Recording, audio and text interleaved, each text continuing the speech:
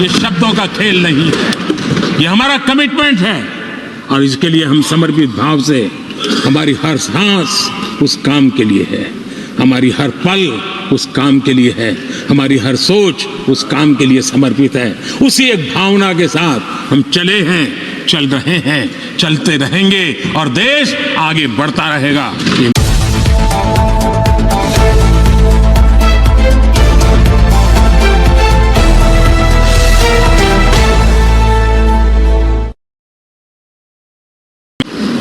मैं यहाँ आदरणीय राष्ट्रपति जी के अभिभाषण की चर्चा में भागीदार बनने के लिए उपस्थित हुआ हूँ और मैं आदरणीय राष्ट्रपति जी के भाषण को मेरी तरफ से आदरपूर्वक धन्यवाद भी देता हूँ, अभिनंदन भी करता हूँ।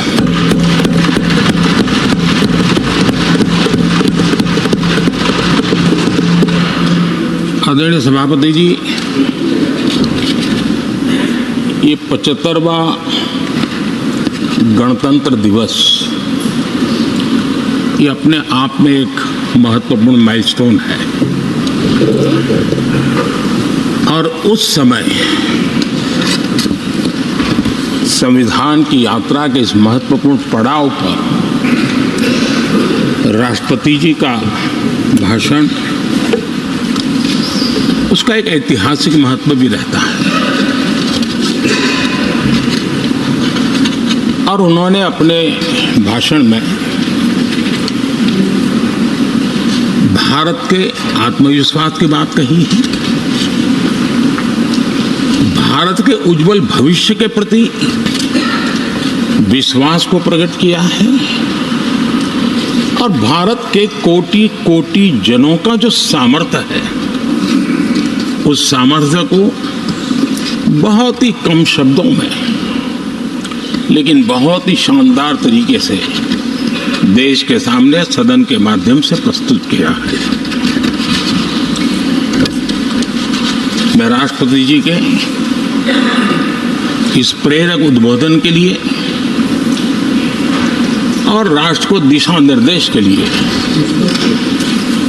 और एक प्रकार से विकसित भारत के संकल्प को सामर्थ्य देने के लिए हृदय से बहुत बहुत आभार व्यक्त करता हूं।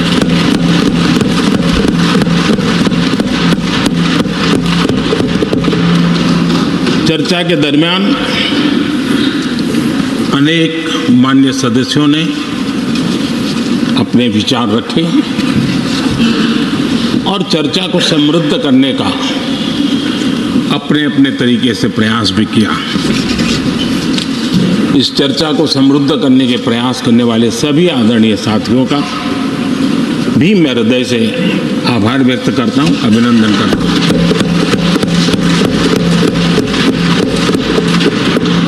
कुछ साथियों के लिए आलोचना करना, कड़वी बातें करना, ये उनकी मजबूरी थी, उनके प्रति भी मैं संवेदनाएं प्रकट करता हूं।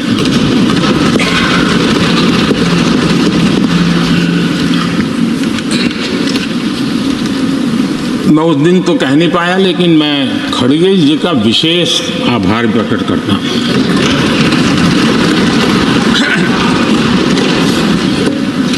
बहुत ध्यान से सुन रहा था खड़गे जी उस दिन में, और ऐसा आनंद आया, ऐसा आनंद आया, ऐसा बहुत कम मिलता है। लोकसभा में तो कभी कभी मिल जाता है, लेकिन आजकल वो दूसरी ड्यूटी पर है तो मनोरंजन कम मिलता है। लेकिन लोकसभा में मनोरंजन जो कमी हमें खल रही है, उस दिन आपने पूरी कर दी।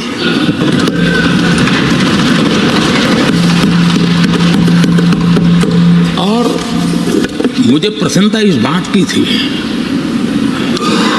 कि माननीय खड़गे जी काफी लंबा और बड़ी इम्तिहान वजह से शांति से बोल रहे थे, समय भी काफी लिया था। तो मैं सोच रहा था कि आजादी मिली कैसे, इतना सारा बोलने की आजादी मिली कैसे। तो मैं सोच तो रहा था, लेकिन बाद में मेरे ध्यान में आया कि 2 स्पेशल कमांडर जो रहते ना उस दिन नहीं थे और आजकल नहीं रहते वो, और इसलिए बहुत भरपूर फायदा स्वतंत्रता का आदरणीय खड़गे जी ने उठाया।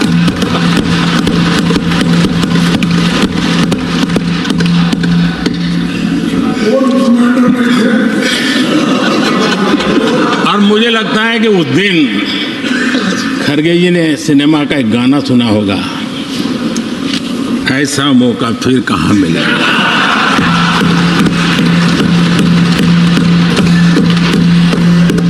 और खड़गे जी भी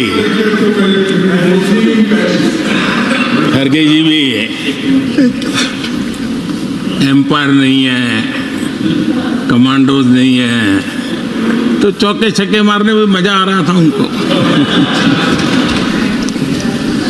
लेकिन एक बात खुशी की रही, उन्होंने जो 400 सीट एनडीए के लिए आशीर्वाद दिया था,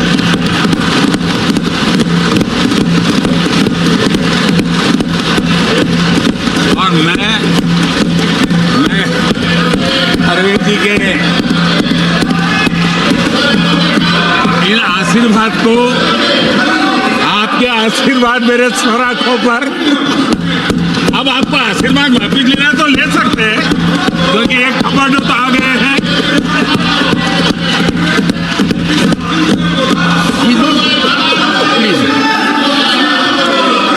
आदरणीय सभापति जी,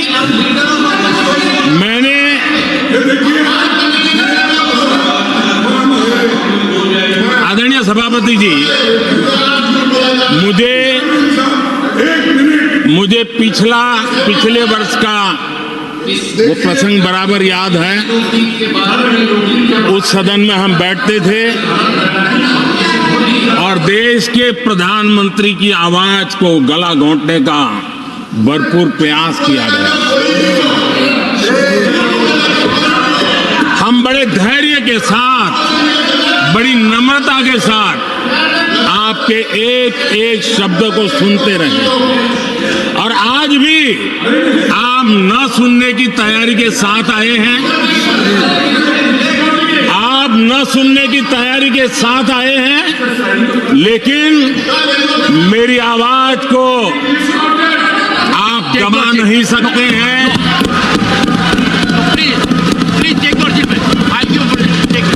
देश की जनता ने इस आवाज को ताकत दी हुई है। देश की जनता के आशीर्वाद से आवाज निकल रही है, और इसलिए आपने पिछली बार, मैं भी इस बार पूरी तैयारी के साथ आया हूं। मैंने सोचा था कि उस वक्त कि शायद आप जैसे व्यक्ति सदन में आए हैं तो मर्यादाओं का पालन करेंगे, लेकिन 1.5-2 घंटे तक क्या जुल्म किया था आप लोगों ने मुझ पर, और उसके बाद भी मैंने एक भी शब्दों की मर्यादाएं तोड़ी नहीं। आदरणीय सभापति जी, मैंने भी एक प्रार्थना की है, और प्रार्थना तो कर सकते हैं, और मैं तो करता रहता हूं। पश्चिम बंगाल से आपको जो चैलेंज आई है,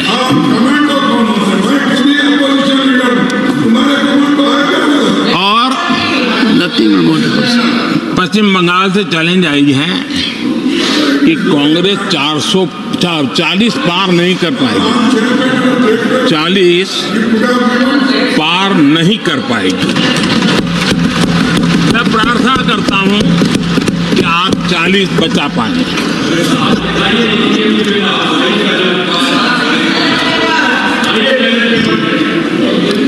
आदरणीय सभापति जी, हमको बहुत सुनाया गया है, और हमने सुना है। लोकतंत्र में आपका कहने का अधिकार है और हमारी सुनने की जिम्मेवारी है।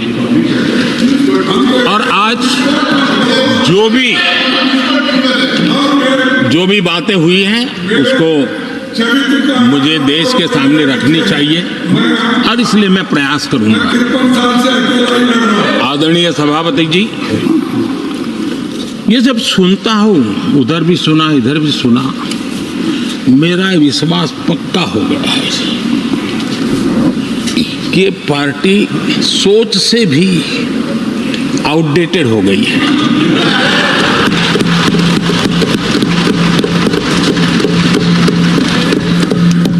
और जब सोच आउटडेटेड हो गई है तो उन्होंने अपना कामकाज भी आउटसोर्स कर दिया है। देखते ही देखते इतना बड़ा दल, इतने दशकों पर तक देश पर राज करने वाला दल, ऐसा पतन, ऐसी गिरावट, हमें खुशी नहीं हो रही है। हमारी आपके प्रति संवेदनाएं हैं, लेकिन डॉक्टर क्या करेगा जी, पेशेंट खुद। आगे क्या बोलूं?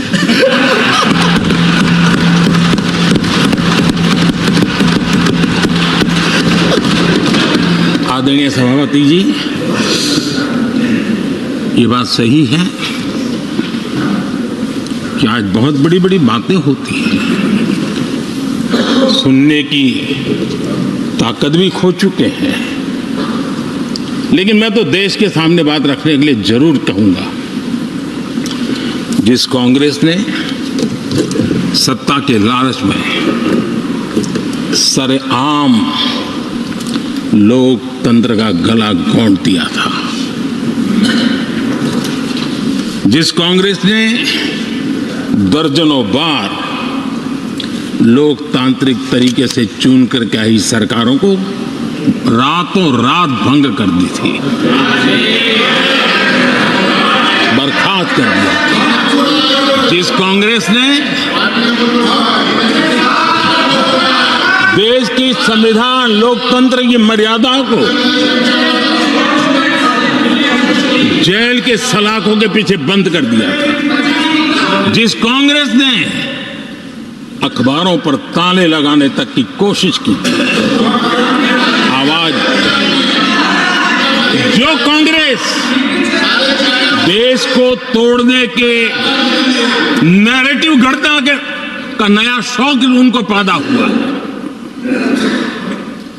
इतना तोड़ा कम नहीं है, अब उत्तर दक्षिण को तोड़ने के लिए बयान दिए जा रहे हैं।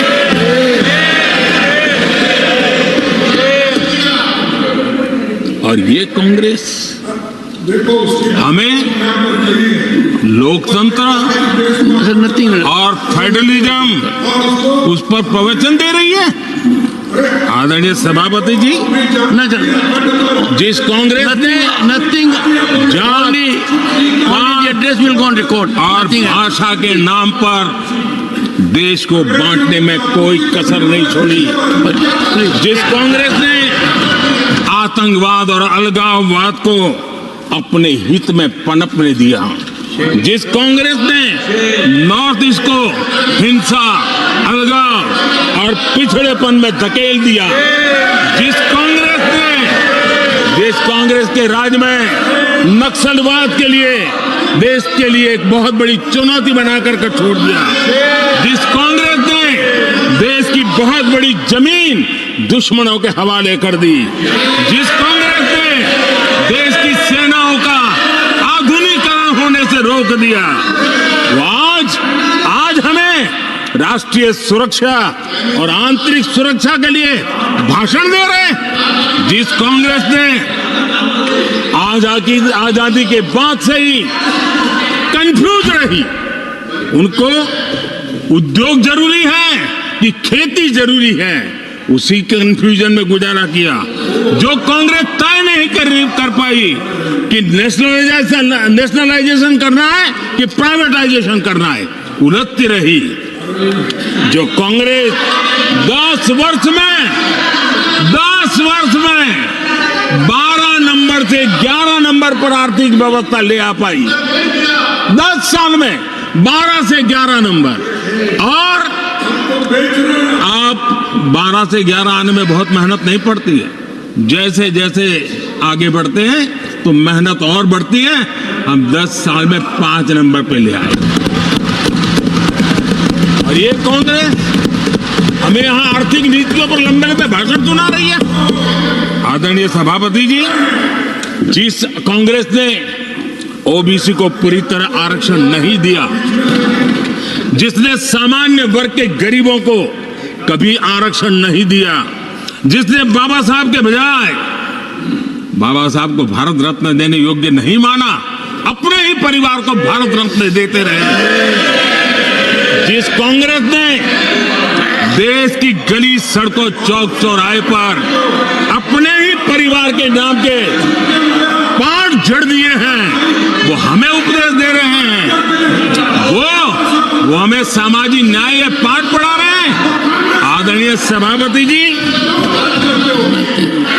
जिस कांग्रेस के Nothing will go on record, only the जिस address will go on Congress record. के अपने नेता की कोई गारंटी नहीं है, अपनी नीति की कोई गारंटी नहीं है, वो मोदी की गारंटी पर सवाल उठा रहे हैं।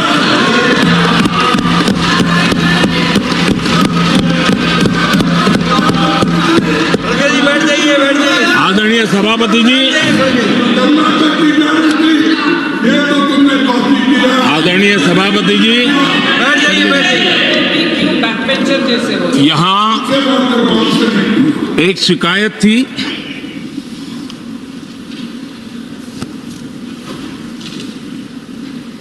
और उनको लगता है कि हम ऐसा क्यों कहते हैं, हम ऐसा क्यों देख रहे हैं। देश और दुनिया उनके 10 साल के कार्यकाल को ऐसे क्यों देखती थी? देश क्यों नाराज हो गया?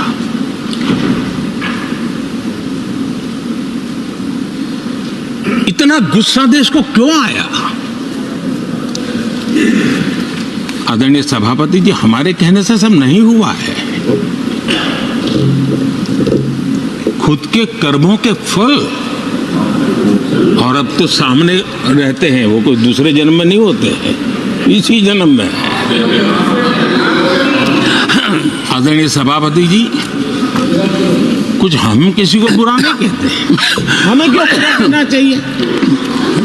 जब उन्हीं को लोगों ने बहुत कुछ कहा हो तो मुझे क्या कहने की जरूरत है? मैं एक वक्तव्य सदन के सामने रखना चाहता हूं। मैं पहला कोट पढ़ रहा हूं। सदस्यगण जानते हैं, ये कोटेशन है। सदस्यगण जानते हैं कि हमारी ग्रोथ धीमी हो गई है और फिस्कल डेफिसिट बढ़ गया है। महंगाई दर बीते 2 वर्षों से लगातार बढ़ रही है। करंट अकाउंट डेफिसिट हमारी उम्मीदों से कहीं अधिक हो चुका है। ये कोट मैंने पढ़ा,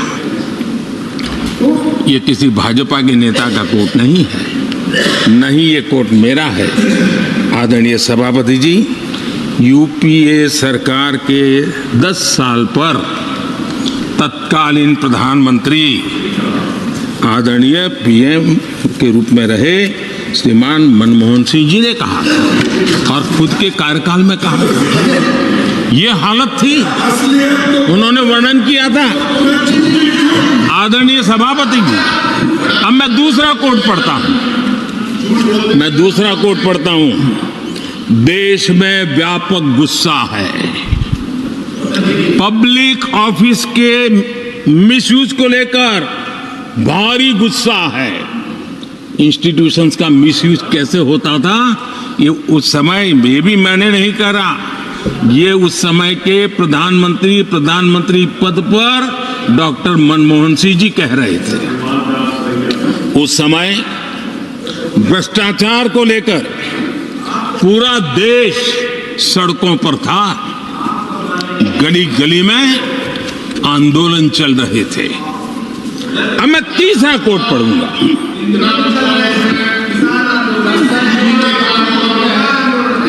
संशोधन की कुछ पंक्तियां हैं, इसको भी आप सुनिए।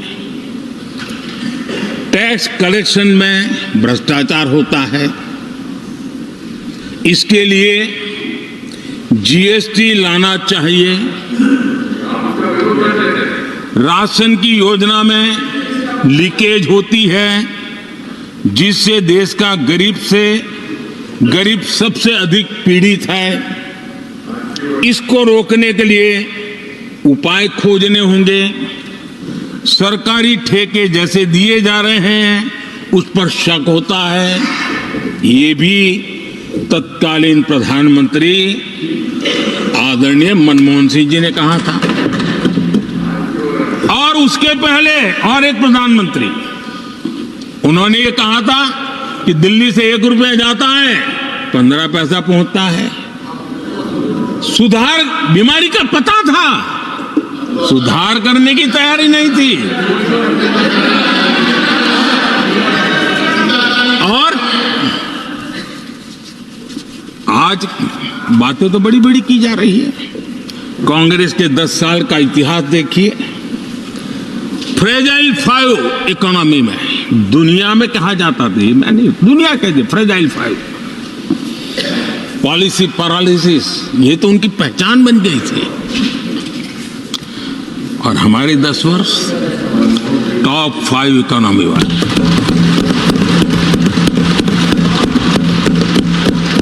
हमारे बड़े और निर्णायक फैसलों के लिए 10 साल याद किए जाते। आदरणीय सभापति जी,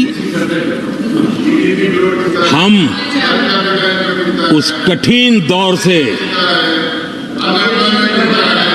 बहुत मेहनत करके, सोच समझ करके देश को संकटों से बाहर लाए हैं। कि देश ऐसे ही आशीर्वाद नहीं दे रहा है। आदरणीय सभापति जी, यहां सदन में अंग्रेजों को याद किया गया। Unbecoming conduct, please continue, please please. आदरणीय सभापति जी, इस सदन में अंग्रेजों को याद किया गया। अब राजा महाराजाओं का तो अंग्रेजों के साथ गहरा नाता रहा था उस समय, तो अब मैं जरा पूछना चाहता हूं कि अंग्रेजों से कौन इंस्पायर्ड था। मैं तो ये तो नहीं पूछूंगा कि कांग्रेस पार्टी को जन्म किसने दिया था, ये तो मैं नहीं पूछूंगा।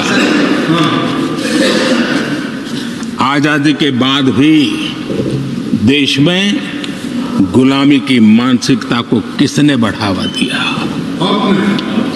अगर आप अंग्रेजों से प्रभावित नहीं थे तो अंग्रेजों की बनाई दंड संहिता, पिनल कोड, आपने क्यों नहीं बदली?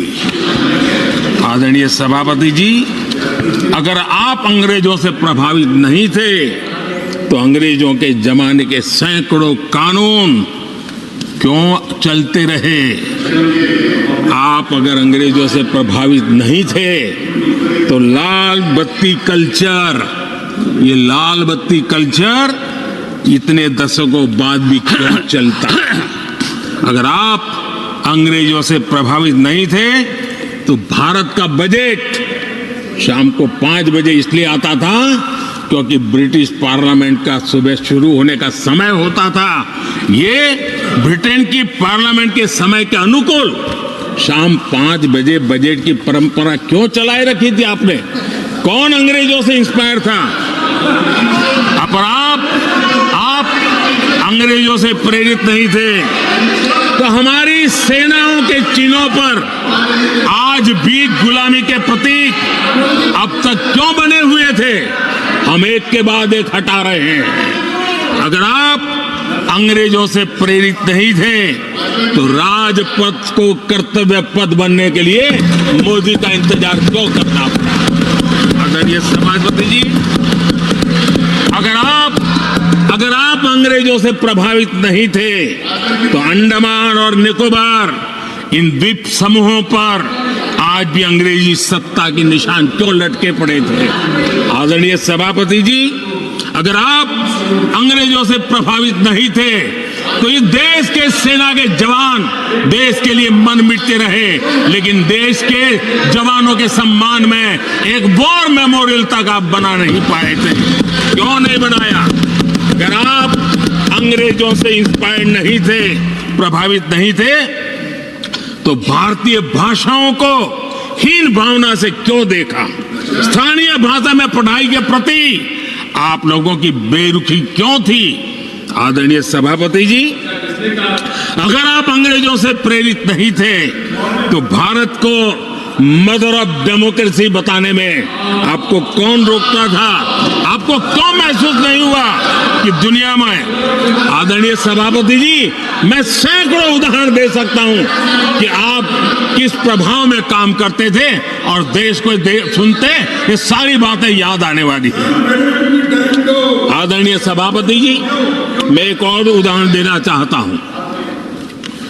कांग्रेस ने नैरेटिव फैलाया और इस नैरेटिव का परिणाम क्या हुआ कि भारत की संस्कृति और संस्कारों मानने वाले लोगों को बड़े हीन भाव से देखा जाने लगा, ढकियानों से मानने लगा गया और इस प्रकार से एक हमारे अतीत के प्रति अन्याय करने की नौबत आई है।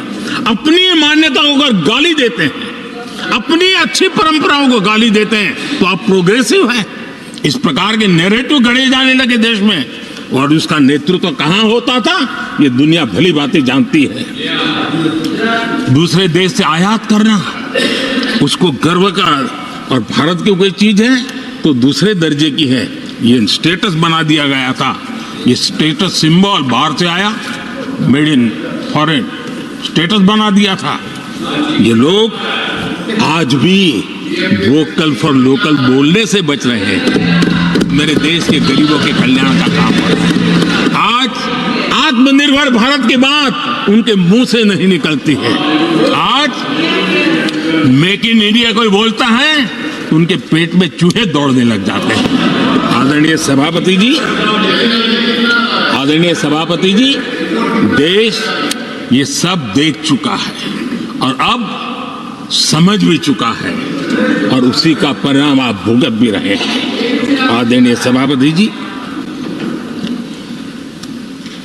राष्ट्रपति जी ने अपने अभिभाषण में विस्तार से चार सबसे बड़ी जातियों के विषय में हम सबको संबोधित किया था।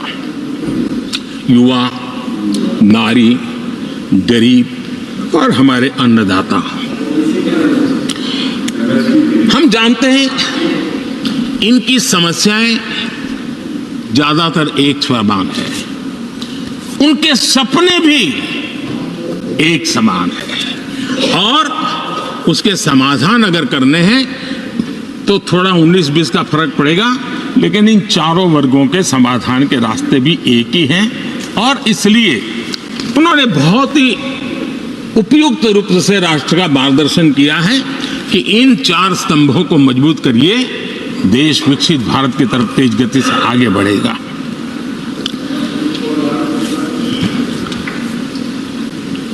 आदरणीय सभापति जी, अगर हम 21वीं सदी में हैं, हम विकसित भारत के सपने को इसी सदी में 2047 तक स्वीकार करना, सिद्ध करना चाहते हैं तो 20वीं सदी की सोच नहीं चल सकती। समझ,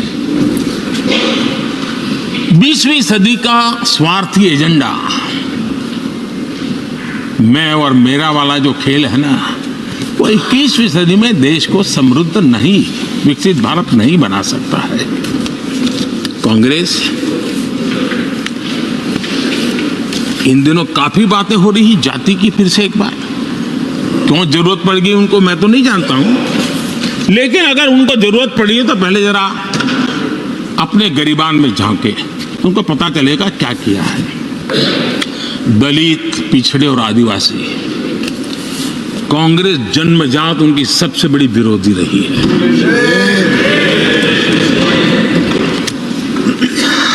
और मैं तो कभी कभी सोचता हूं अगर बाबा साहब न होते ना तो शायद कि SC ST को आरक्षण मिलता कि नहीं मिलता, ये भी मेरे मन में सवाल उठता है। आदरणीय सभापति जी, और मैं ये कह रहा हूं, इसके पीछे मेरे पास प्रमाण है। इनकी सोच आज से नहीं, उस समय से ऐसी है, मेरे पास प्रमाण। और मैं प्रमाण के सिवाय मैं यहां कहने के लिए नहीं आया। और जब बातें वहां से उठी हैं तो फिर तैयारी रखनी चाहिए उनको। मेरा परिचय तो हो चुका है, 10 साल हो गए।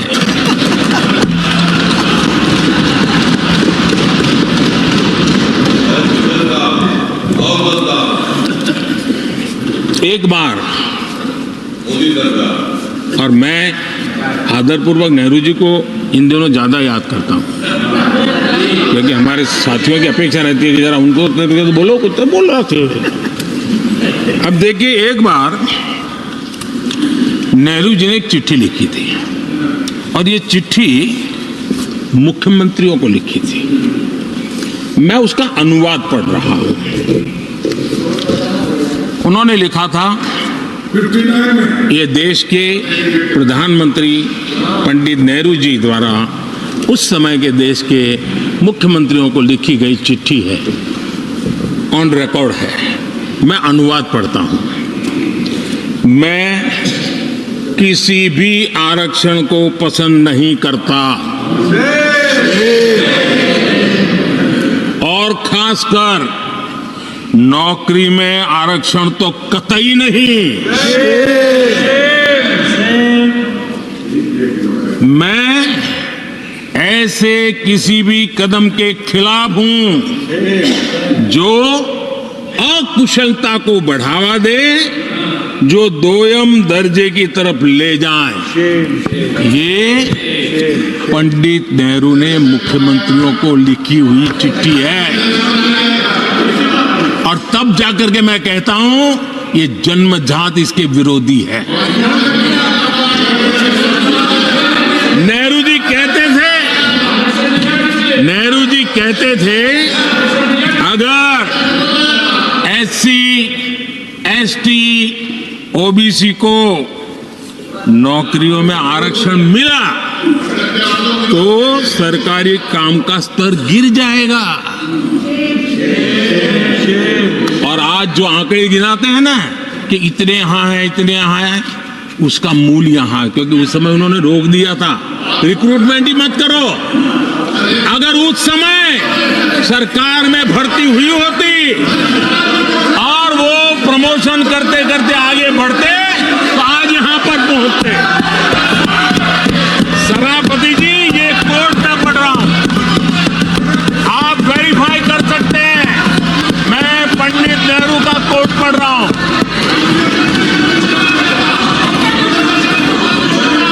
प्लीज।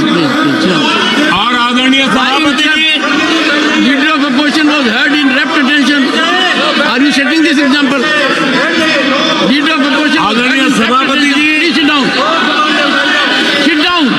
आप तो जानते हैं नेहरू जी ने जो कहा वो कांग्रेस के लिए हमेशा से पत्थर की लकीर होता है। नेहरू जी ने कहा, मतलब पत्थर की लकीर उनके लिए। दिखावे के लिए आप कुछ भी कहें, लेकिन आपकी सोच ऐसे कई उदाहरणों से सिद्ध होती है। मैं अनगिनत उदाहरण देख सकता हूं, लेकिन मैं एक उदाहरण जरूर देना चाहता हूं, और वह उदाहरण मैं जम्मू कश्मीर का देना चाहता हूं। कांग्रेस ने जम्मू कश्मीर के SC ST OBC को 7 दशकों तक उनके अधिकारों से वंचित रखा।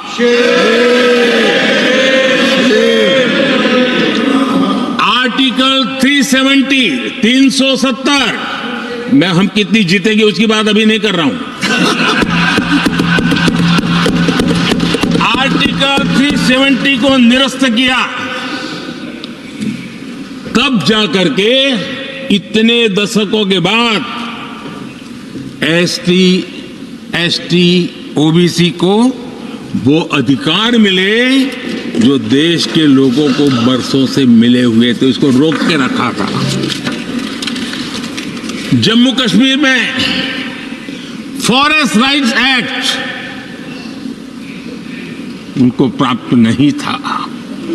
जम्मू कश्मीर में प्रिवेंशन ऑफ एट्रोसिटी एक्ट नहीं था। ये हमने 370 हटाकर ये अधिकार उनको दिए।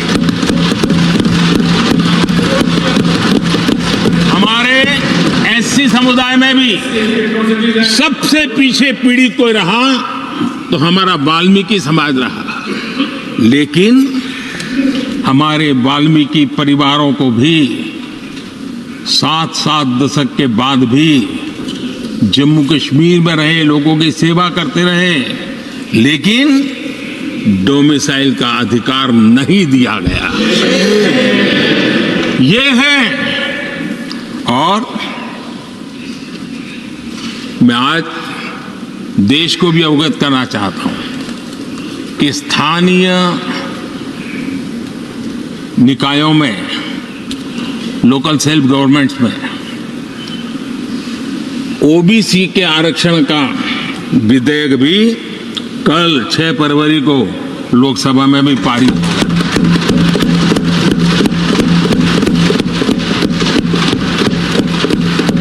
आदरणीय सभापति जी, एससी, एसटी, ओबीसी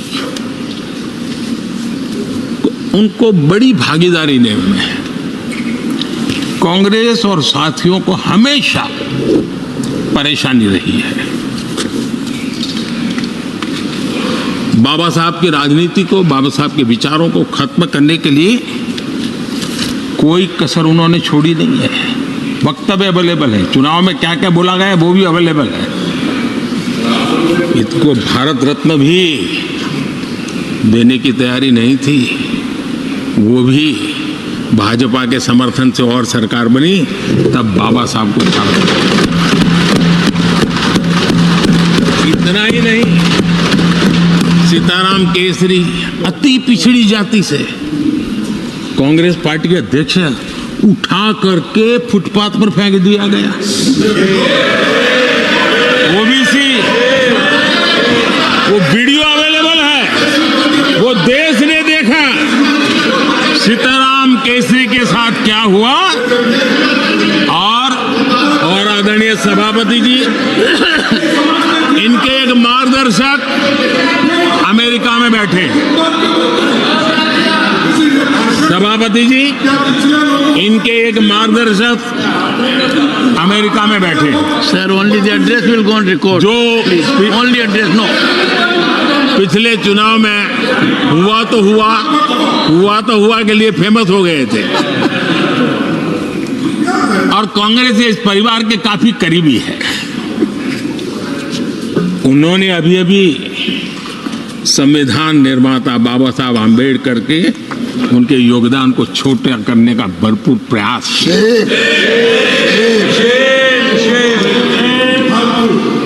आदरणीय सभापति जी, देश में पहली बार एनडीए ने एक आदिवासी बेटी को राष्ट्रपति बनाने के लिए प्रस्ताव, उनको उम्मीदवार बनाया। आपका हमसे वैचारिक विरोध हो वो एक बात है, अगर हमसे वैचारिक विरोध होता, आपने सामने कैंडिडेट खड़ा किया होता, मैं समझ सकता था, लेकिन वैचारिक विरोध नहीं था। क्यों? क्योंकि हमारे यहां से गया हुआ व्यक्ति आपने उम्मीदवार बनाया, इसलिए वैचारिक विरोध नहीं था। आपका विरोध एक आदिवासी बेटी के लिए था, और इसलिए आपने,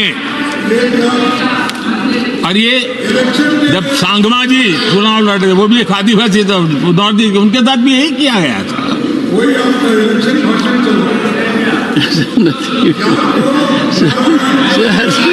और आज तक सभापति जी, राष्ट्रपति जी का अपमान करने की घटनाएं कम नहीं है। पहली बार इस देश में हुआ है। उनके जिम्मेवार लोगों के मुंह से ऐसी ऐसी बातें निकली है, शर्म से माथा झुक जाए। राष्ट्रपति के लिए ऐसी भाषा बोली गई है, मन में जो कसक पड़ी है ना, वो कहीं न कहीं इस प्रकार से निकलते रहती है। एनडीए के अंदर हमने 10 साल काम करने का मौका मिला। हमने पहले दलित को और अब आदिवासी को, हमने हमेशा हमारी प्राथमिकता क्या है सब पर।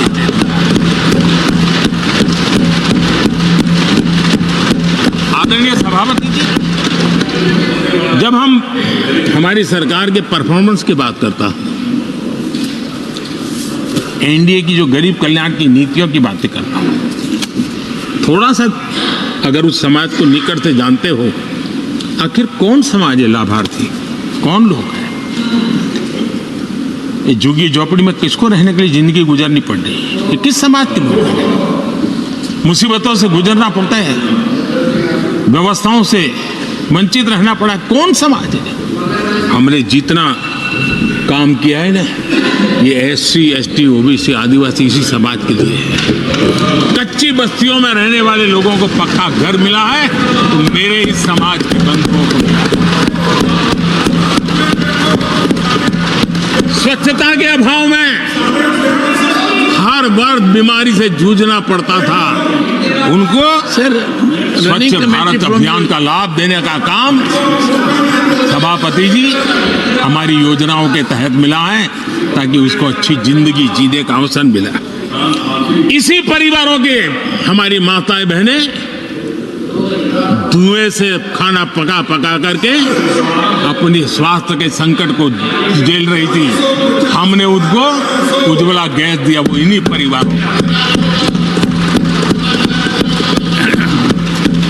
मुफ्त राशन हो, मुफ्त इलाज हो, इसके लाभार्थी यही मेरे परिवार हैं, जो समाज के इस वर्ग के मेरे परिवारजन हैं, जिनके लिए हमारी सारी योजनाएं काम कर रही है। आदरणीय सभापति जी, यहां पर कुछ ऐसा नैरेटिव रखा गया, कम से कम तथ्यों को इस प्रकार से नकारना किसका भला होगा? आप ऐसा करके अपनी क्रेडिबिलिटी भी खो रहे हैं, अपनी प्रतिष्ठा भी खो रहे हैं। आदरणीय सभापति जी, यहां शिक्षा के भ्रामक आंकड़े रखे गए, गुमराह करने का कैसा प्रयास होता है। पिछले 10 वर्ष में एससी, एसटी स्टूडेंट्स के लिए जो स्कॉलरशिप दी जाती है, 10 साल में उसकी वृद्धि हुई है।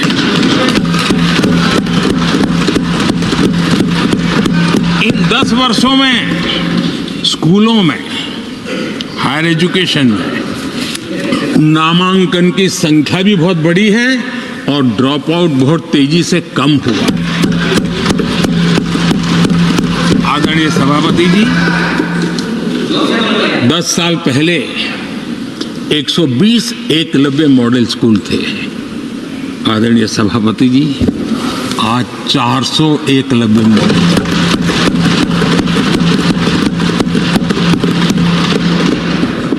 आप इन चीजों को क्यों नकारते हैं, क्यों ऐसा करते हैं, मुझे समझ नहीं आता। सभापति जी, पहले एक सेंट्रल ट्राइबल यूनिवर्सिटी थी, आज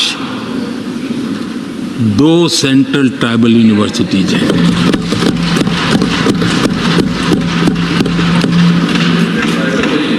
आदरणीय सभापति जी, ये भी सच्चाई है कि लंबे अरसे तक दलित, पिछड़े, आदिवासी बेटे बेटियां कॉलेजों का दरवाजा तक नहीं देख पाते थे।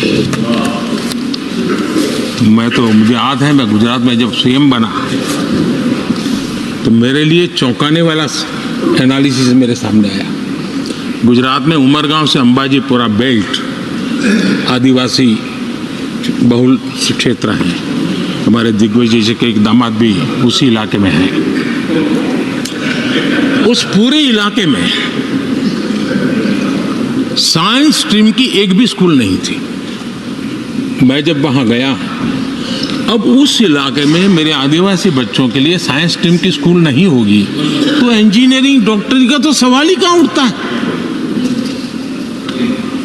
ऐसी मिनिमम चीजें और वो यहां पर क्या भाषण दे रहे हैं जी आदरणीय सभापति जी। और मैं बताना चाहता हूं, सदन को गर्व होगा, संतोष, आप उस सदन में बैठे हैं, वहां एक ऐसी सरकार आपके साथ बात कर रही है, एक ऐसी सरकार नेतृत्व कर रही है जहां कितना बड़ा परिवर्तन आया। आप उस समाज का विश्वास बढ़ाइए, उनका हौसला बुलंद कीजिए, वो देश की मुख्य धारा में तेजी से आगे बढ़े, उसके लिए हम प्रयास करें, सामूहिक प्रयास करें।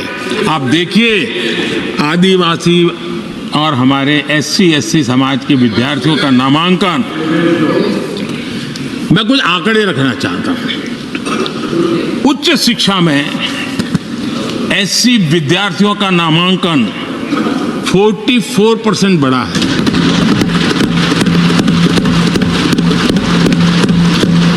उच्च शिक्षा में ST विद्यार्थियों का नामांकन 65% बढ़ा है। हायर एजुकेशन में OBC समाज के विद्यार्थियों का नामांकन में 45% बढ़ोतरी। और जब मेरे गरीब, दलित, पिछड़े, आदिवासी, वंचित उन परिवार के बच्चे हायर एजुकेशन में जाएंगे, डॉक्टर बनेंगे, इंजीनियर बनेंगे, उस समाज के अंदर एक नया वातावरण पैदा होगा। और उस दिशा में हमारी कोशिश यही है कि मूलभूत समस्याओं का समाधान करने के लिए थोड़ा समय लगे लेकिन मजबूती से काम करें। और इसलिए हमने एजुकेशन पर इस प्रकार से बल दे के काम किया है। कृपा करके, जानकारियों का अभाव है तो कहीं हम जानकारियां दे देंगे, लेकिन ऐसे नैरेटिव मत बनाइए ताकि आपकी प्रतिष्ठा भी कम हो, आपके शब्द की ताकत खत्म हो जाए। आप पर दया आ जाती है कभी कभी।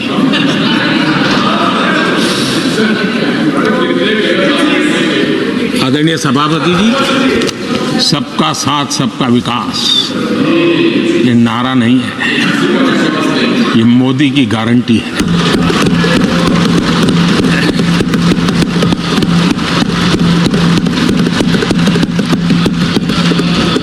और जब इतने सारे काम करते हैं, मान लीजिए किसी ने एक कविता लिख करके भेजी थी, कविता तो बड़ी लंबी है, तो उसमें एक वाक्य है, मोदी की गारंटी का दौर है, मोदी की गारंटी का दौर है, नए भारत की भोर, नए भारत की भोर,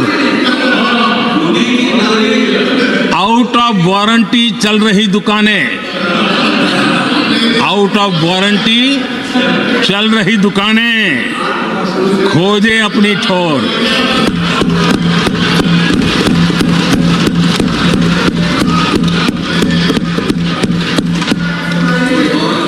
आदरणीय सभापति जी,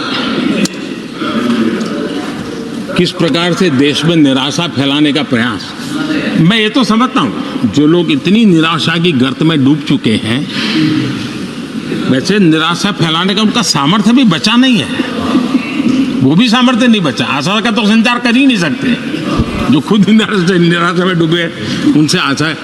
लेकिन देश में हर जगह जहां बैठो वहां निराशा निराशा निराशा फैलाने का जो खेल चल रहा है और सच्चाई को नकार करके हो रहा है, वो न खुद का भला कर पाएंगे न देश का भला कर पाएंगे। आदरणीय सभापति जी, हर बार एक ही गाना गाया जाता है, समाज के कुछ वर्गों को भड़काने के लिए बिना हकीकतों को ऐसे वाक्य बोल दिए जाते हैं। मैं जरा देश के सामने कुछ हकीकतें बोलना चाहता हूं और मुझे विश्वास है मीडिया इस ऐसे विषयों पर जरा डिबेट कर ले ताकि पता चले। आदरणीय सभापति जी, यहाँ पर सरकारी कंपनियों को लेकर हम पर भांति भांति के आरोप लगे। क्या क्या आरोप लगाए जा रहे हैं, सिर पैर माथा कुछ नहीं है, बस लगाते चलो। अब देखिए, देश को याद है मारुति के शेयर का क्या खेल चल रहा था। उस जमाने में हेडलाइन बना करती थी, मारुति शेयर का क्या चल रहा है। मैं उसकी गहराई में नहीं जाना चाहता हूँ, वरना उनको वहाँ तक पानी पहुँचेगा कि शायद यहाँ पर करंट लग जाएगा, इसलिए मैं वहाँ तक जाना नहीं चाहता। आदरणीय सभापति जी, आदरणीय सभापति जी, देश को देश को जानना जरूरी है। आदरणीय सभापति जी, मैं तो आजाद भारत में पैदा हुआ हूँ, मेरे विचार भी आजाद हैं और मेरे सपने भी आजाद हैं।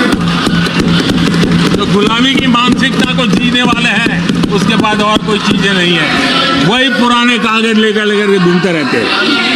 आदरणीय सभापति जी, कांग्रेस ने कहा कि हमने पीएसयू बेच दिए, पीएसयू डुबो दिए, बाती बाती की बातें यहाँ सुन, और वरिष्ठ लोगों के मुंह से सुन रहा था। याद कीजिए, बीएसएनएल, एमटीएनएल को बर्बाद करने वाले कौन थे? वो कौन सा कालखंड था जब बीएसएनएल, एमटीएनएल बर्बाद हो चुके? जरा याद कीजिए, एचएएल, उसकी दुर्दशा क्या करके रखी थी, बर्बादी, और जाकर के गेट पर भाषण देकर के 2019 का चुनाव लड़ने का एजेंडा तय होता था एचएएल के नाम पर। जिन्होंने एचएएल को तबाह कर दिया था, वो एचएएल के गेट पर जाकर के भाषण झाड़ रहे थे। आदरणीय सभापति जी, एयर इंडिया को किसने तबाह कर दिया, किसने बर्बाद कर दिया? यह हालत कौन लाया था? कांग्रेस पार्टी और यूपीए, ये 10 साल की उनकी बर्बादी से मुंह नहीं मोड़ सकते। देश भली भांति जानता है। और अब मैं हमारे कार्यकाल के जरा सफलता की बात बताना चाहता हूं। आदरणीय सभापति जी, आज जिस बीएसएनएल को आपने तबाह करके छोड़ा था ना, वो बीएसएनएल आज made in India 4G, 5G इस तरफ आगे बढ़ रहा है और दुनिया का ध्यान आकर्षित कर रहा है। आदरणीय सभापति जी, एचएएल के लिए इतने भ्रम फैलाए, आज रिकॉर्ड मैन्युफैक्चरिंग एचएएल के रिकॉर्ड रेवेन्यू जनरेट कर रहा है एचएएल, जिसको लेकर के इतने जो होले चलाए। और कर्नाटका में एशिया की सबसे बड़ी हेलीकॉप्टर बनाने वाली कंपनी एचएएल बन गई। कहां छोड़ा था, कहां जाके लगाया, हमने पहुंचाया। आदरणीय सभापति जी, एक कमांडो जहां नहीं है, एलआईसी को लेकर भी पता नहीं कैसे कैसे बड़े विद्वत्तापूर्ण बयान देते थे। एलआईसी का ऐसा हो गया, एलआईसी का वैसा हो गया, एलआईसी का यूं हो गया।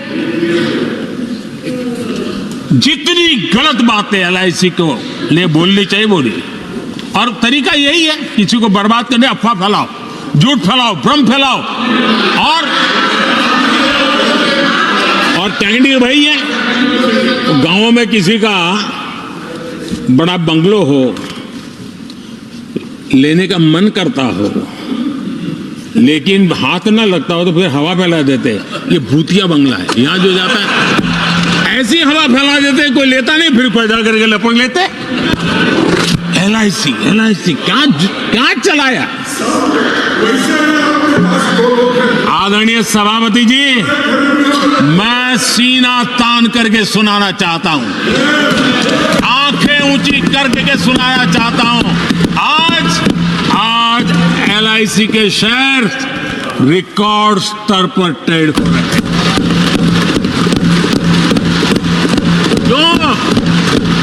आदरणीय सभापति जी, अब प्रचार किया जा रहा है, पीएसयू बंद हो गए, पीएसयू बंद हो गए। अब उनको तो याद भी नहीं होगा क्या है, बस किसी ने पकड़ा दिया, बोलो बोलो। 2014 में देश में 234 PSU थे, 234 2000 उनके यूपीए के 10 साल के कालखंड में। अब 14 में जब उन्होंने छोड़ा 234 आज 254 है। 234 थे, आज 254 है। अब भाई कोई कौन सा अरिथमेटिक वो जानते हैं, बेच दिए, अब बेचने के बाद 250 हो गया। क्या क्या कर रहे हो आप लोग? आदरणीय सभापति जी,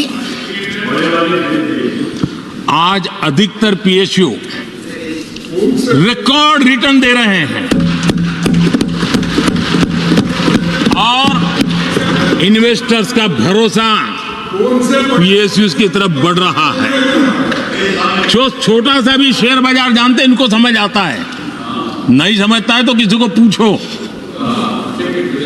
आप सभापति जी देखिए, BSE PSU इंडेक्स में बीते 1 वर्ष के दौरान लगभग 2 गुनी उछाल हुई है।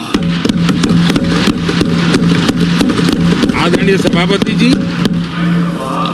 10 साल पहले, यानी 2014 4 से 14 के बीच की बात करता हूं, PSU का नेट प्रॉफिट करीब 1.25 लाख करोड़ था और इस 10 वर्ष में PSU का नेट प्रॉफिट 2.5 लाख करोड़ है।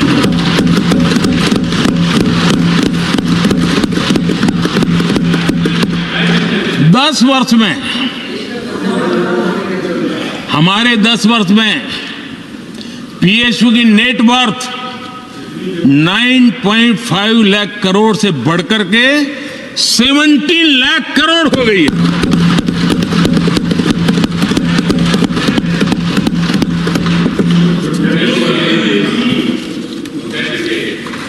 आदरणीय सभापति जी, इनका हाथ जहां भी लगता है ना, उसका डूबना तय हो जाता है और उससे यही दशा करके उन्होंने छोड़ी थी। हम मेहनत करके इतनी बाहर लाए, इतनी प्रतिष्ठा बढ़ी है। आपको खुशी होनी चाहिए, भ्रम मत फैलाइए, बाजार में हवा ऐसी न फैलाइए कि देश के सामान्य निवेशक के मन को उलझन में आ जाए। ऐसा काम आप नहीं कर सकते। आदरणीय सभापति जी, इन लोगों की मर्यादा इतनी है, अब इन्होंने अपने युवराज को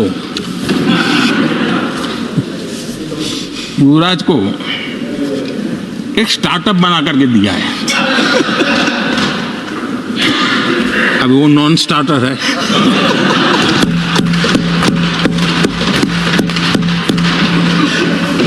ना तो वो लिफ्ट हो रहा है, ना वो लॉन्च हो रहा है।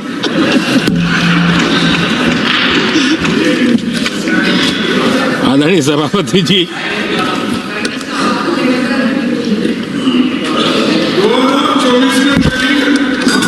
आप पिछली बार भी इतनी शांति से रहे हो तो कितना मजा आता।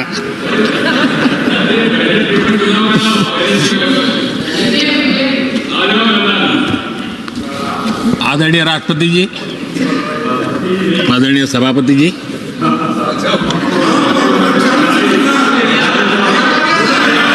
बधाई हो, बधाई हो, बधाई हो, सबको बधाई हो। आदरणीय सभापति जी, मेरा सौभाग्य रहा कि मुझे लंबे समय तक एक राज्य के मुख्यमंत्री के नाते देश की और जनता की सेवा करने का अवसर मिला और इसलिए मैं रीजनल एस्पिरेशंस को बहुत भली भांति समझता हूँ, क्योंकि मैं उस प्रोसेस से निकला हूँ। जैसे हमारे यहाँ दिग्विजय जी, उनको भली भांति सहज समझ आता है भाई एक राज्य के लिए क्या होता है। हम लोग उसी दुनिया से निकल करके आए हैं, तो हमें अनुभव है, पता है।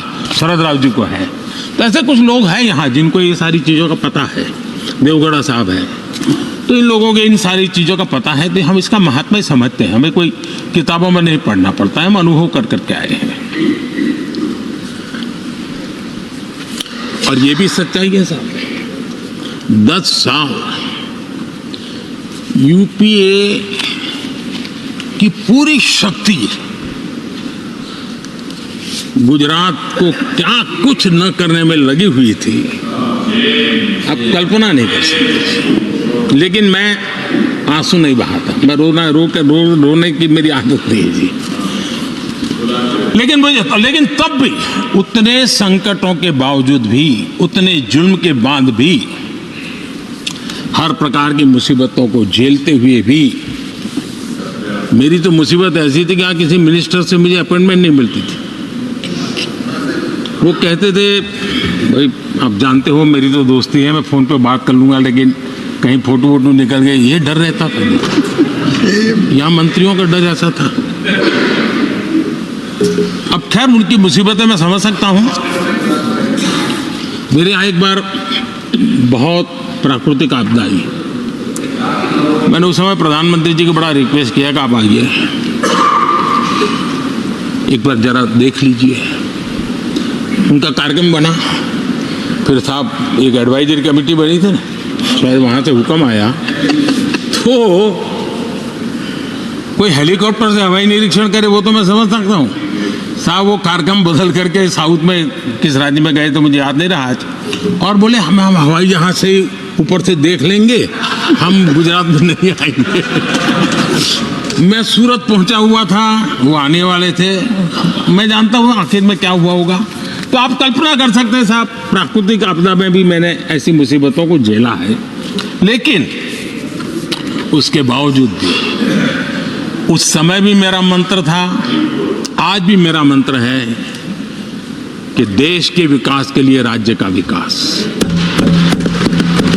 भारत के विकास के लिए गुजरात का विकास, और हम सबको इसी रास्ते पर चलना चाहिए।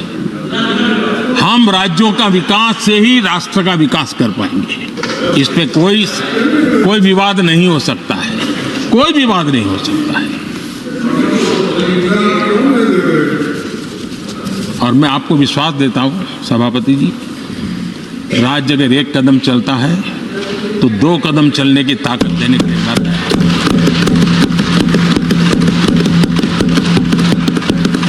कोऑपरेटिव फेडरलिज्म क्या होता है, और मैंने तो हमेशा कहा कॉम्पिटिटिव कोऑपरेटिव फेडरलिज्म। आज देश को जरूरत है कॉम्पिटिटिव कोऑपरेटिव फेडरलिज्म। हमारे राज्यों के बीच में तंदुरुस्त स्पर्धा हो ताकि हम तेजी से देश में आगे बढ़े। एक सकारात्मक सोच के साथ हमको चलने की जरूरत है। और मैं ये राज्य में था तब भी इसी विचारों को लेकर के काम करता था, इसलिए चुपचाप सहता भी था। आदरणीय सभापति जी, कोविड एक उदाहरण है, इतना बड़ा संकट आया दुनिया का। ऐसे संकट के समय राज्य के मुख्यमंत्रियों के साथ 20 बैठकें की उस कालखंड में, एक एक बात का विचार विमर्श करके साथ लेकर के, और सभी राज्यों का सहयोग, एक टीम बन करके केंद्र और राज्य ने काम किया। दुनिया जिस मुसीबत को झेल नहीं पाई, हम सब ने मिल करके, किसी एक को क्रेडिट मैं कभी नहीं दूंगा, सब ने मिल करके इस देश को बचाने के लिए जो हो सकता है, राज्यों को भी उसकी क्रेडिट लेने का पूरा अधिकार है। इस सोच में हमने काम किया।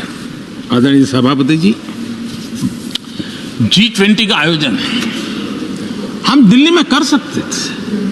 हम दिल्ली में इन बड़े बड़े नेताओं के बीच रह करके सब कुछ क्या नहीं कर, पहले हुआ ही है। हमने ऐसा नहीं किया। हमने G20 का पूरा यश राज्यों को, दिल्ली में एक मीटिंग की तो राज्य में 200, एक एक राज्य को एक्सपोजर मिले दुनिया में।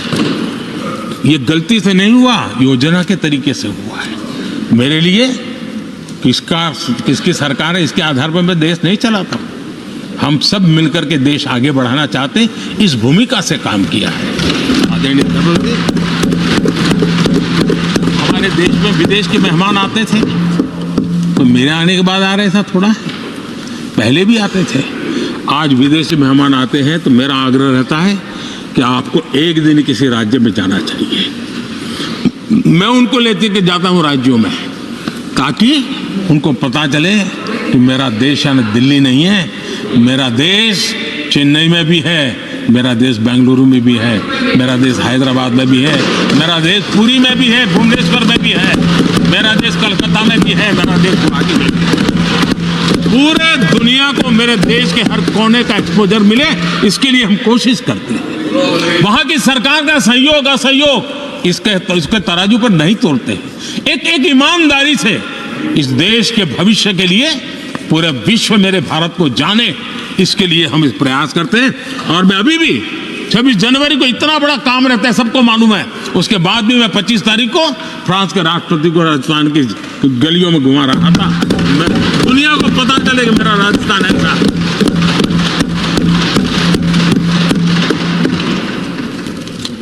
आदरणीय सभापति जी,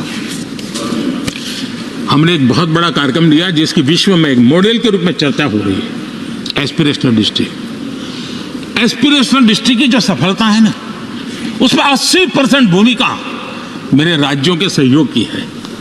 राज्यों ने जो सहयोग किया है, उन्होंने एस्पिरेशनल डिस्ट्रिक्ट की मेरी भावना को समझा।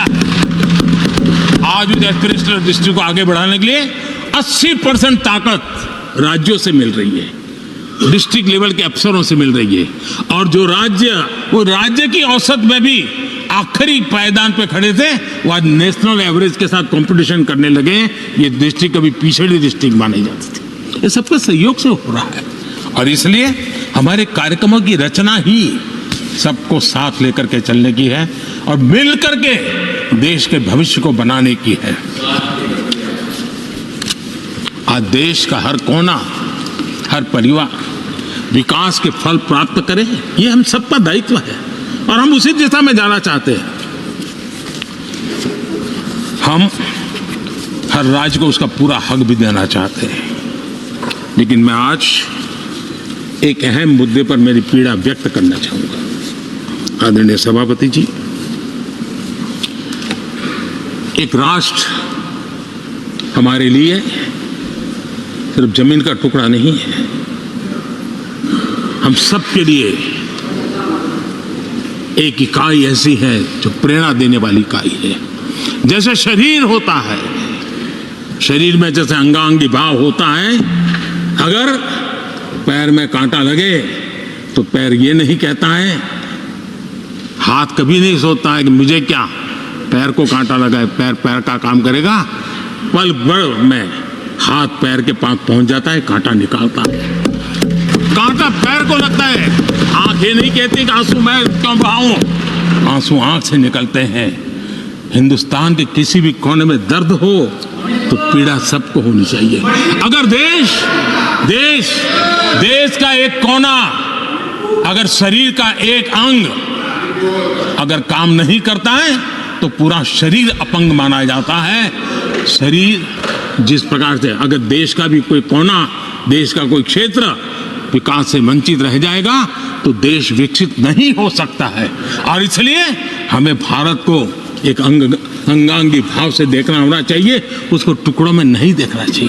जिस प्रकार से हिंदी और भाषा बोली जा रही है, देश को तोड़ने के लिए, राजनीतिक स्वार्थ के लिए नए नैरेटिव गढ़े जा रहे हैं।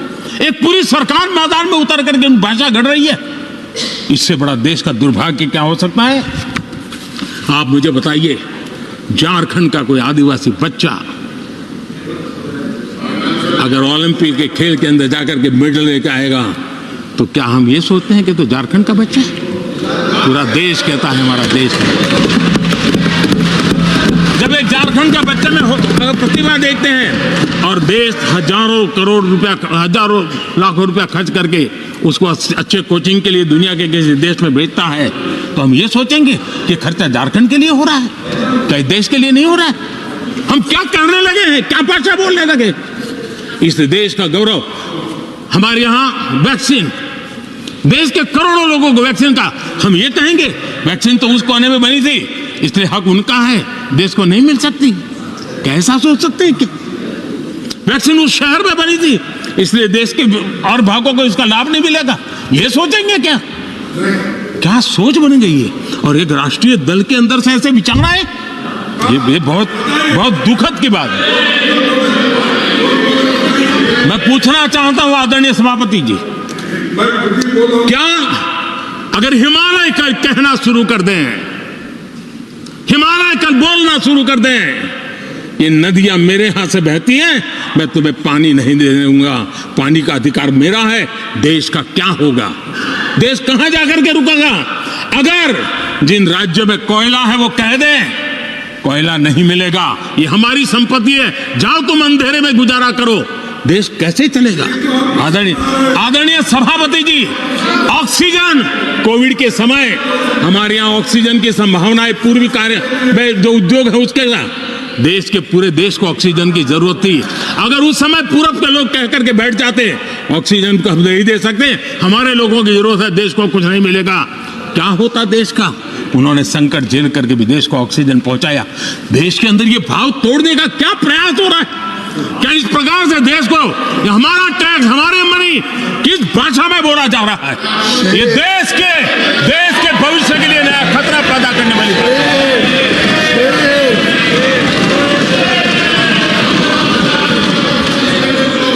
देश को तोड़ने के लिए नए नए नैरेटिव खोजना बंद कर दीजिए। देश को आगे बढ़ना है, देश को एक साथ लेकर के चलने का प्रयास कीजिए। आदरणीय सभापति जी, पिछले 10 वर्ष नीति और निर्माण के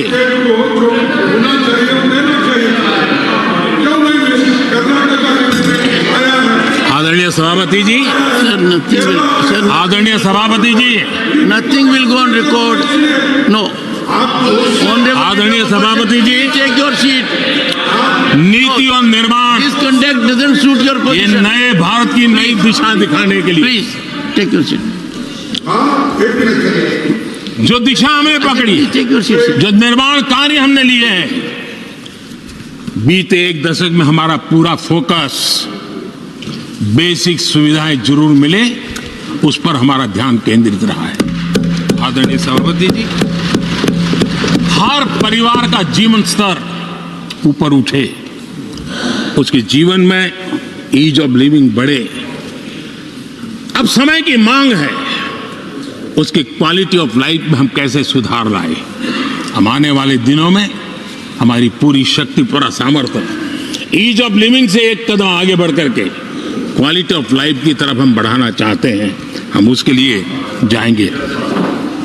आदरणीय सभापति जी, आने वाले 5 वर्ष न्यू मिडिल क्लास जो गरीबी से निकल करके बाहर आए हैं, ऐसे न्यू मिडिल क्लास को नई ऊंचाई और सशक्त बनाने के लिए हम अनेक कार्य पहुंचाने के लिए पूरा प्रयास करेंगे। और इसलिए हमने सामाजिक न्याय का जो मोदी कवच दिया है ना, उस मोदी कवच को और मजबूत बनाए और ताकत देने वाले हैं।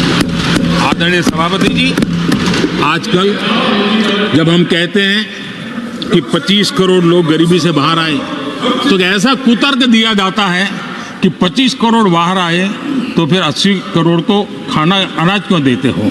आदरणीय सभापति जी, हम जानते हैं कोई बीमार व्यक्ति हॉस्पिटल से बाहर आ जाए ना, तो भी डॉक्टर कहता है कुछ दिन इसको ऐसे ऐसे संभालिए, खाने में परहेजी रखिए, ढिकना करिए, फलाना करिए, ये कहना क्यों? कहीं दोबारा वहाँ मुसीबत में ना आ जाए। जो गरीबी से बाहर निकला है ना, उसको ज़्यादा संभालना चाहिए ताकि कोई ऐसा संकट आकर के फिर से गरीबी की तरफ लपक न जाए। और इसलिए उसको मजबूती देने का समय देना चाहिए। ये समय हमने गरीब को मजबूत, ताकि वो फिर से वो न्यू मिडिल क्लास फिर से वापस उस गर्त में डूब न जाए। हम 5 लाख रुपए आयुष्मान का देते हैं ना, उसके पीछे एक इरादा है, परिवार में एक बीमारी आ जाए ना, मध्यम वर्ग का आदमी भी गरीब बनने से देर नहीं लगती है। और इसलिए गरीबी से बाहर निकलना जितना जरूरी है, उतना गलती से भी गरीबी की तरफ पीछे न चला जाए, उसके लिए ध्यान रखने की आवश्यकता है। और इसलिए हम अनाज देते हैं, अनाज देते रहेंगे, किसी को बुरा लगे या न लगे। 25 करोड़ गरीबी से बाहर निकले हैं, न्यू मिडिल क्लास हुए हैं, लेकिन मुझे समझ है, मैं उस दुनिया जी करके आया हूं, उनको जरूरत ज्यादा है और इसलिए हमारी ये योजना जारी रहेगी। आदरणीय सभापति जी,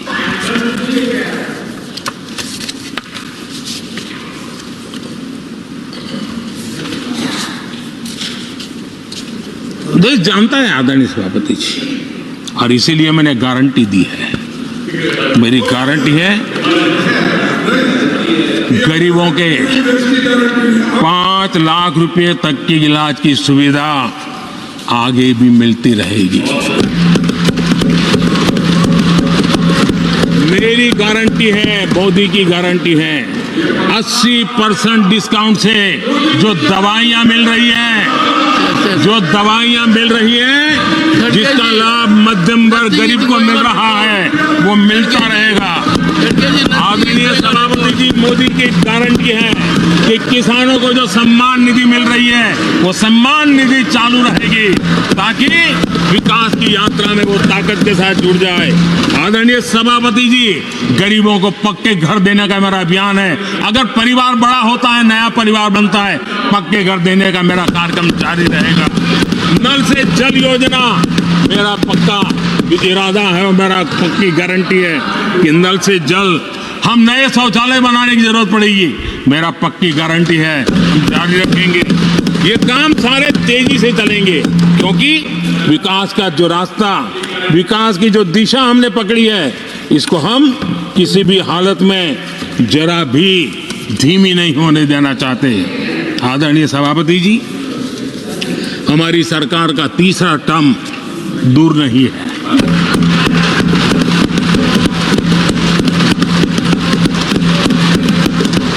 कुछ लोग इसे मोदी 3.0 कहते हैं।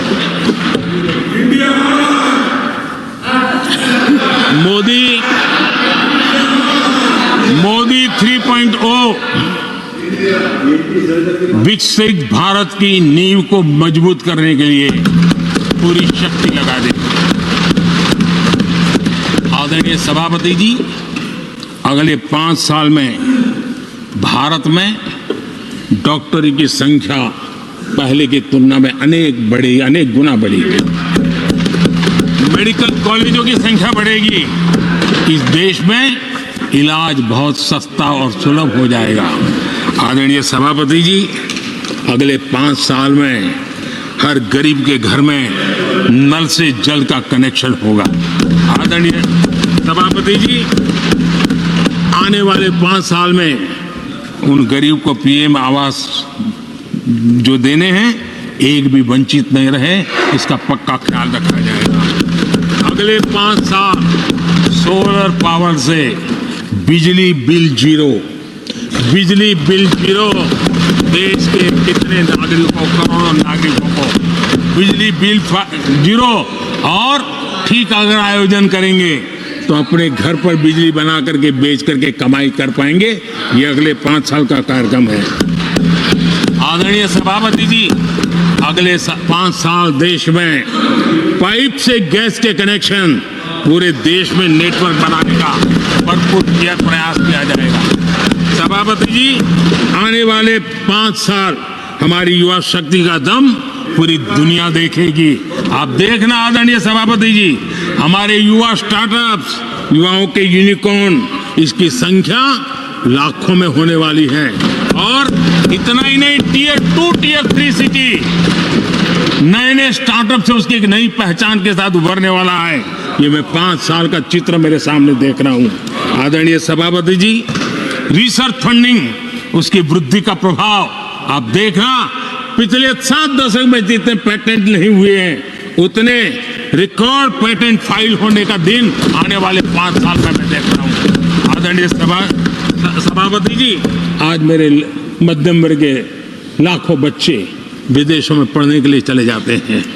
मैं वो स्थिति लाना चाहता हूं कि मेरे बच्चों के लाखों रुपए बच जाएं, मेरे देश के मध्यम वर्ग के सपने पूरे हो, बेस्ट यूनिवर्सिटी मेरे देश में हो, उच्चतम शिक्षा उनको मेरे देश में मिले और मेरे बच्चों का, उनके परिवार का पैसा बचे।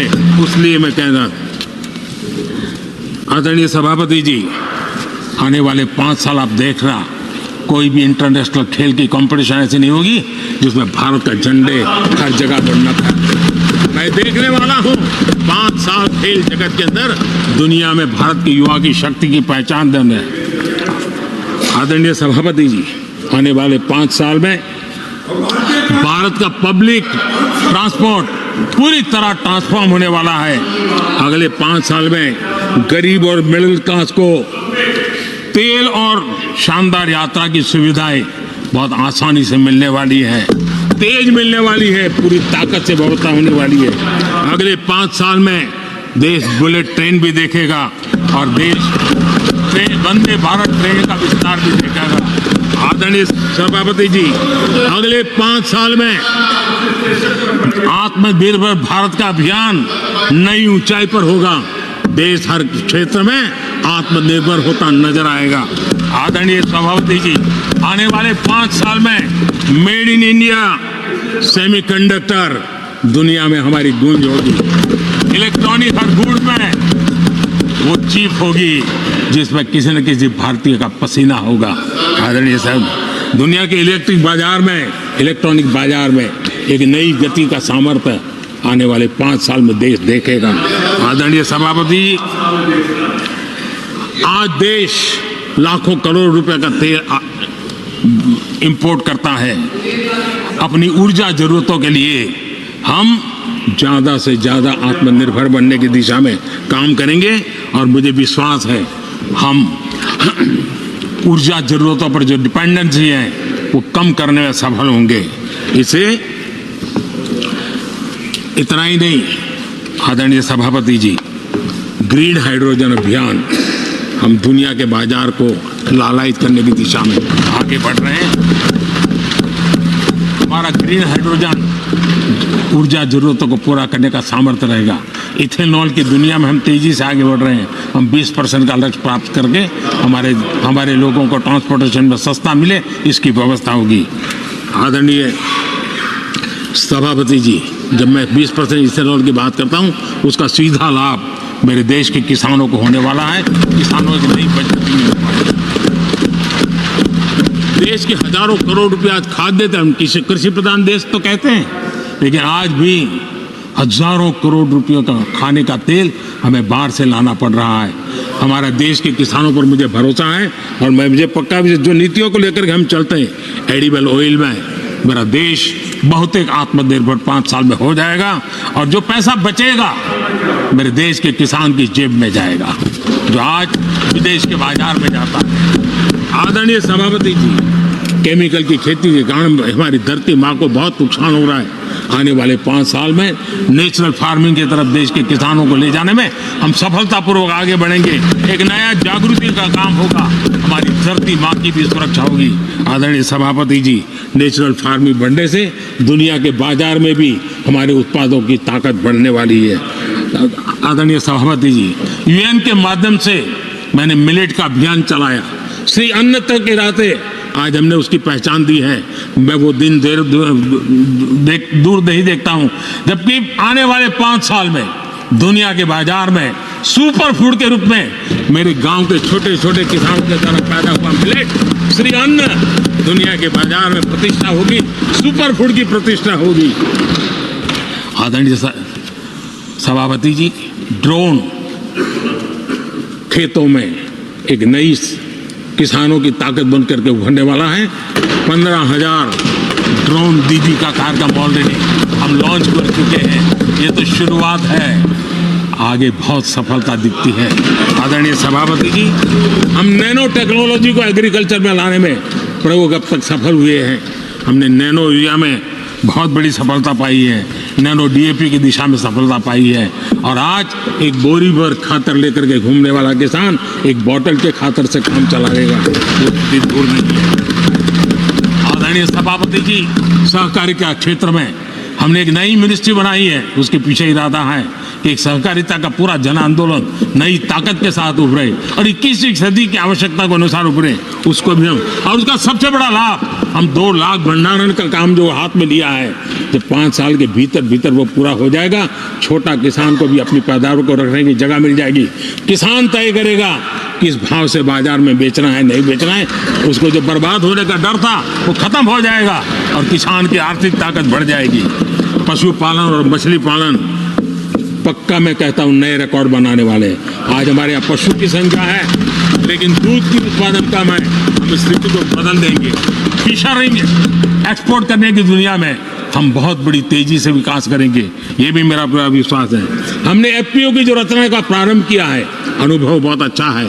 5 साल के भीतर भीतर किसानों की एक नई संगठन की शक्ति और कृषि उत्पादन में वैल्यू की ताकत, ये लाभ मेरे देश के किसानों को अवश्य मिलने वाला है। आदरणीय सभापति जी, G20 की सफलता ने साफ कर दिया है और दुनिया में कोविड के बाद जो खुलापन आया, उस खुलापन का सबसे बड़ा लाभ हमने देखा है कि विश्व का ध्यान भारत की तरफ गया है और इसलिए एक बहुत बड़ा क्षेत्र टूरिज्म आने वाले दिनों में होने वाला है और जो सबसे ज्यादा रोजगार देने वाला है। आज विश्व के कई देश हैं जिसकी पूरी इकोनॉमी टूरिज्म पर निर्भर है। भारत में भी बहुत से राज्य ऐसे बन सकते हैं जो उनकी पूरी इकोनॉमी का सबसे बड़ा हिस्सा टूरिज्म होगा और वो दिन दूर नहीं है जिन नीतियों को लेकर के हम चल रहे हैं। भारत एक बहुत बड़ा टूरिस्ट डेस्टिनेशन बनने वाला है। आदरणीय सभापति जी, जिसका हिसाब किताब पहले बहुत कम हुआ करता था, जिसकी बातें सुनकर के हमारी मजाक उड़ाई जाती थी, जब मैं डिजिटल इंडिया की चर्चा करता था, जब मैं फिनटेक की चर्चा करता था, तब मैं जरा आउट ऑफ बॉक्स के बातें कर रहा हूं ऐसा लोगों को लगता था। आउटडेटेड सोच वालों के लिए सामर्थ्य का अभाव था। लेकिन मैं पूरा विश्वास से कहता हूं आदरणीय सभापति जी, आने वाले 5 वर्ष डिजिटल इकोनॉमी की दुनिया में भारत का डंका बजने वाला है। भारत एक नई शक्ति और डिजिटल व्यवस्थाएं भारत के सामर्थ्य को बढ़ाने वाली है। विश्व मानता है कि एआई का सबसे ज्यादा उपयोग कोई करने का सामर्थ्य किसी देश में होगा तो हिंदुस्तान में। लेटेस्ट से लेटेस्ट टेक्नोलॉजी का उपयोग मेरा देश करेगा। आदरणीय सभापति जी, स्पेस की दुनिया में भारत का नाम रोशन हो रहा है। हमारे वैज्ञानिकों का पराक्रम नजर आने वाला और आने वाले 5 साल का जो कार्यक्रम है ना, मैं आज उसको शब्दों में बयान नहीं करना चाहता हूं, लेकिन विश्व को अचंभित करने की दिशा में हमारे वैज्ञानिक स्पेस की दुनिया में भारत को ले जाएंगे, ये मेरा पक्का विश्वास है। आदरणीय सभापति, ग्रास रूट लेवल की इकोनॉमी में बहुत बड़ा बदलाव, 10 करोड़ स्वयं सहायता जूथों में हमारी माताएं बहनें जुड़ी हो और 3 करोड़ हमारी लखपति दीदी, ये अपने आप में हमारे बेटियों के उत्कर्ष की गाथा लिखते हैं। आदरणीय सभापति जी, ऐसे अनेक विविध क्षेत्र हैं जिस क्षेत्र में मैं साफ देख रहा हूं आने वाले 5 साल भारत कभी हम सुना करते थे स्वर्णिम युग था।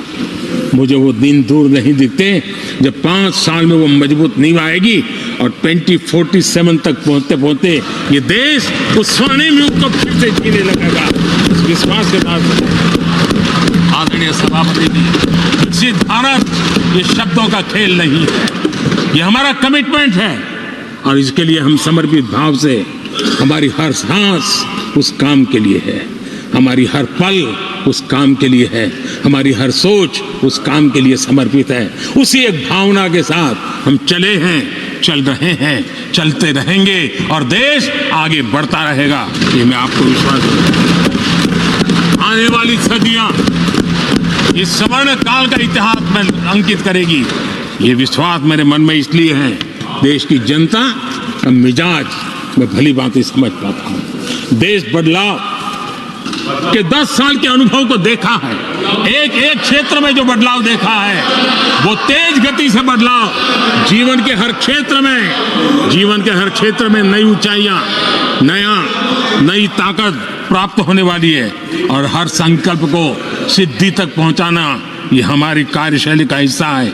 आदरणीय सभापति जी, मैं फिर एक बार इस सदन में आप सबने जो विचार रखे उसके कारण देश के सामने सत्य रखने का मुझे जो अवसर मिला और डंके की चोट पर सत्य रखने का अवसर मिला और सदन की पवित्रता के बीच रखने का अवसर मिला है, संविधान की पूरी साक्ष्य रख करके ये विचार रखने का अवसर मिला है, मुझे विश्वास है कि देश जिनकी वारंटी खत्म हो गई है उनकी बातें सुन नहीं सकता है, जिसकी गारंटी की ताकत देखी है उसके विचारों के भी विश्वास करते हुए आगे बढ़ता। मैं फिर एक बार आदरणीय सभापति जी आपका हृदय से आभार व्यक्त करता हूं और आदरणीय राष्ट्रपति जी को मेरी तरफ से उनके व्याख्यान के लिए आदरपूर्वक अभिनंदन और आभार व्यक्त करते हुए मैं मेरी वाणी को विराम देता हूं। बहुत बहुत धन्यवाद।